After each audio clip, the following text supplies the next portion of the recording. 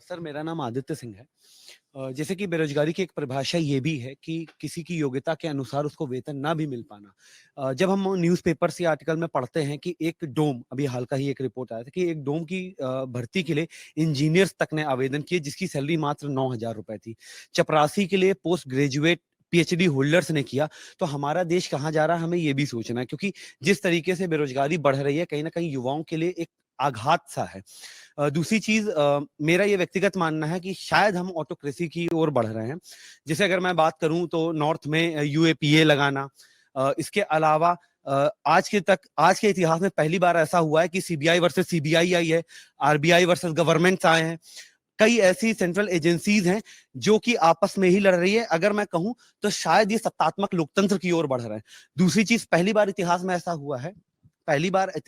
हुआ है जहां पर सुप्रीम कोर्ट के जजेस प्रेस कॉन्फ्रेंस करके ये बोल रहे हैं कि डेमोक्रेसी डेंजर में है। तो जनता के लिए जनता के द्वारा जनता का शासन लोकतंत्र की परिभाषा कही जाती है। तो क्या ये वाकई लोकतंत्र है? अगर लोकतंत्र नहीं है तो ऐसे आगे आने वाली समय में जब वो कम्युनिस्ट पार्टी बन जाएगी तो युवाओं के लिए तो पूरी दमनकारी नीतियां आ जाएंगी जैसे कि पहले के समय में रहा।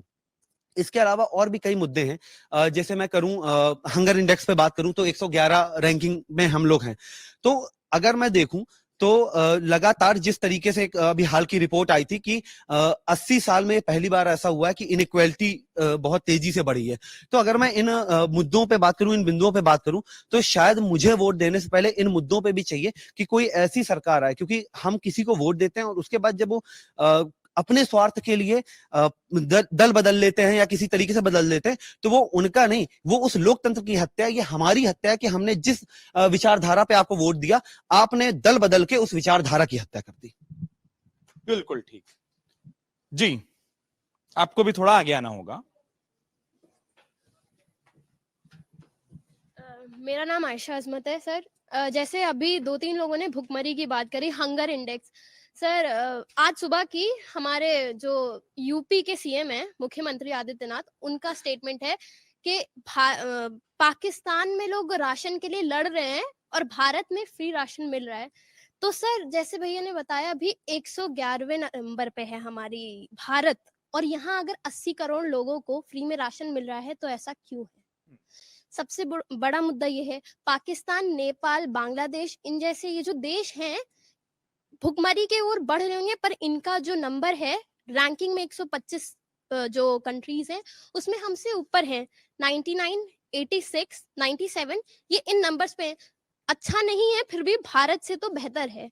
भारत का जो एक हंगर इंडेक्स में एक स्कोर होता है 100 से लेके 0 से लेके 100 तक, उसमें भारत का जो स्कोर आ रहा है वो 28.7 के आसपास है। ऐसा क्यों है? अगर फ्री राशन मिल रहा है तो वो राशन कहाँ जा रहा है? या तो बिचौलिया उसे खा रहे हैं और दिखाया जा रहा है कि ये लीजिए ये राशन बट रहा है, तो इस पे सरकार कुछ क्यों नहीं करती है? और रही बात पेपर लीक का भी एक मुद्दा था, अगर स्टूडेंट्स पेपर देने जाते हैं उनको फोन अलाउड नहीं है एग्जामिनेशन हॉल में, तो ऐसा क्यों नहीं होता है जहां प्रिंटिंग हो रही है वहां पे फोन बैन कर दें कि आप फोन नहीं ले जा सकते। जिन ट्रक्स में जा रहा है, जब अगर उनमें ये धांधली हो रही है, पेपर्स को निकाल के फोटो खींची जा रही है, ऐसा क्यों नहीं करा जाता कि उनकी जो वैक्स सीलिंग होती है उसको दोबारा रीचेक क्यों नहीं करा जाता? सिक्योरिटी चेक पॉइंट्स क्यों नहीं बनाए जाते कि कुछ गलत हुआ है? सरकार को इन जैसे मुद्दों पे ध्यान देना चाहिए है। भारत में 83% जो अनएम्प्लॉयड लोग हैं उसमें अराउंड 60% यूथ है, और उस 60% यूथ में 66% जो है वो एजुकेटेड लोग हैं। तो क्यों नहीं नौकरियां मिल रही? मेक इन इंडिया आया था ना, इंडिया में इंडिया के लिए ही नौकरी बनेंगी, कहाँ गए मुद्दे? क्यों इन पे बात? अगर आप ये वीडियो YouTube पर देख रहे हैं तो हमारे चैनल को सब्सक्राइब करें और बेल आइकन को दबाना ना भूलें। अगर आप Facebook पर ये वीडियो देख रहे हैं तो हमारे पेज को लाइक करें।